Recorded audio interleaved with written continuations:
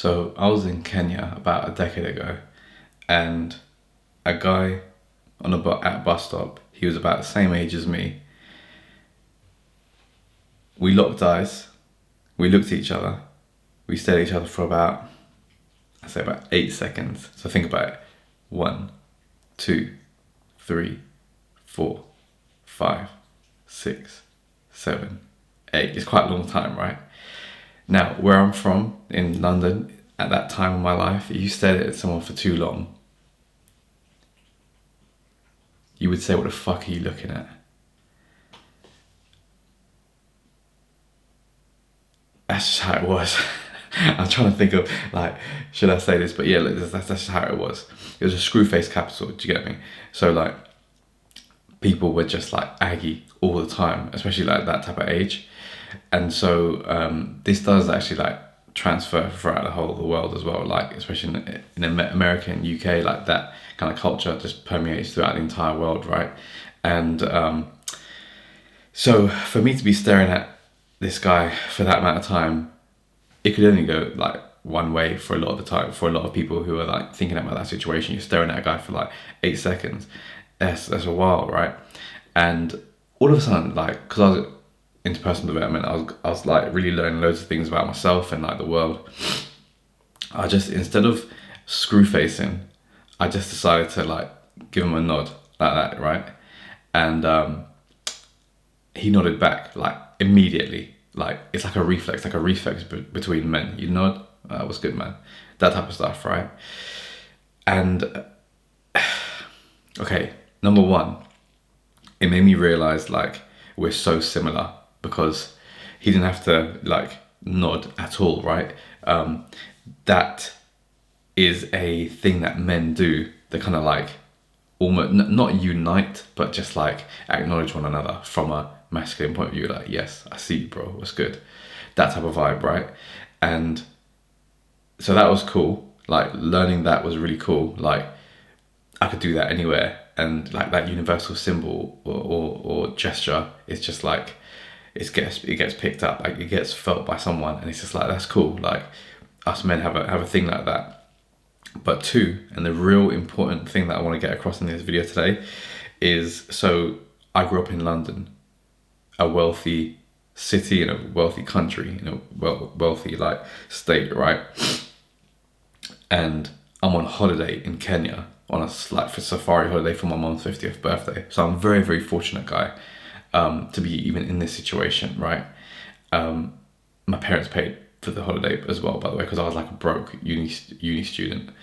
And so I'm very, very fortunate. I understand this whole situation. I'm very, very fortunate. I'm very, very appreciative of like what I have. But when I was looking at this guy in Kenya, and he's an African guy, black African guy, if that, I just want to make that clear as well. He wasn't like Indian like me, or there's a lot of like nationalities in Africa, but yeah, he's a black African guy.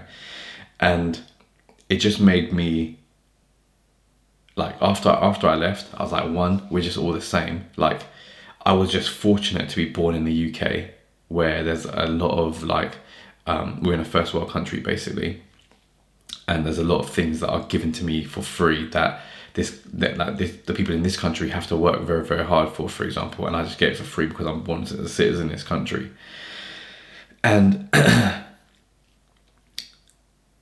it just like brought it back to me, like, the only reason that he's here and I'm, going back to London is because of just pure chance, pure luck, pure like, I did nothing to be in this situation. I'm just so lucky I am. I'm very thankful I am, but I did nothing to be here, bro. I was just born here. Do you see what I mean? But he was born there, and we could have had vastly, vastly different lives.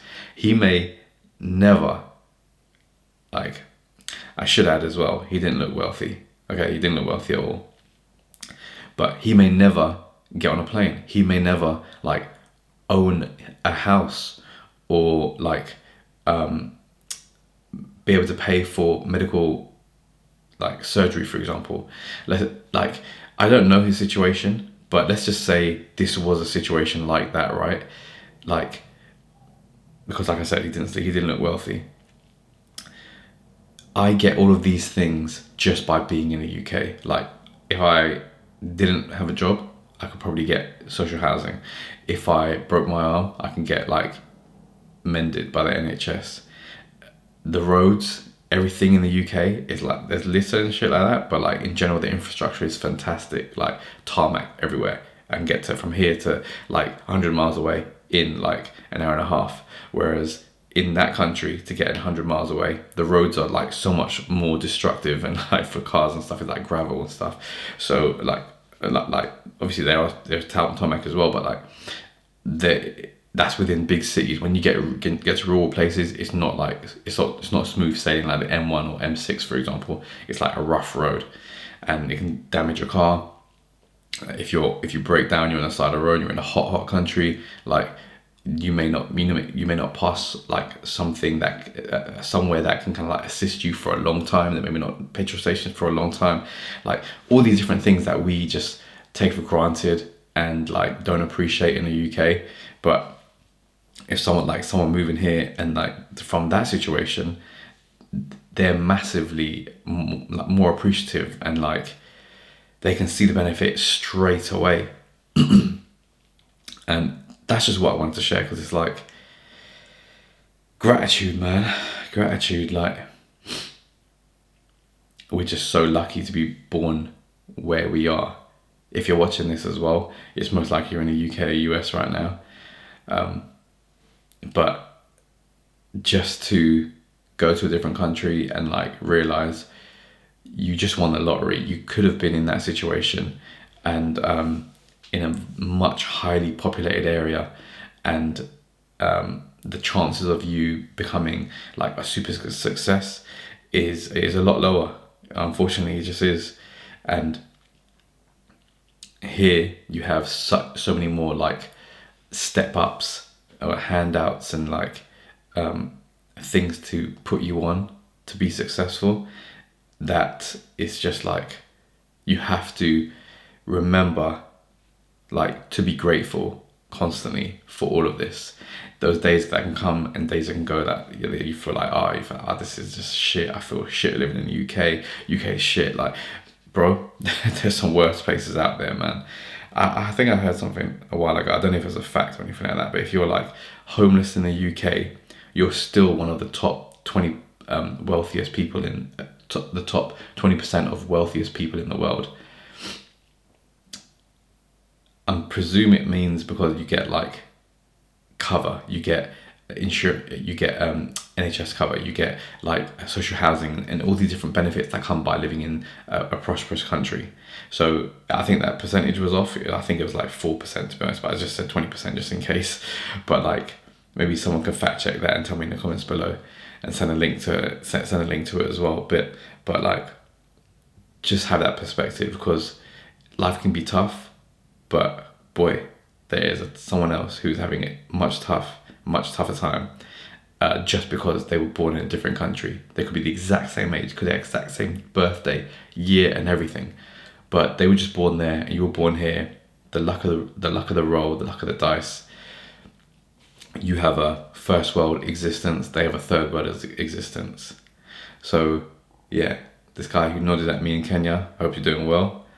And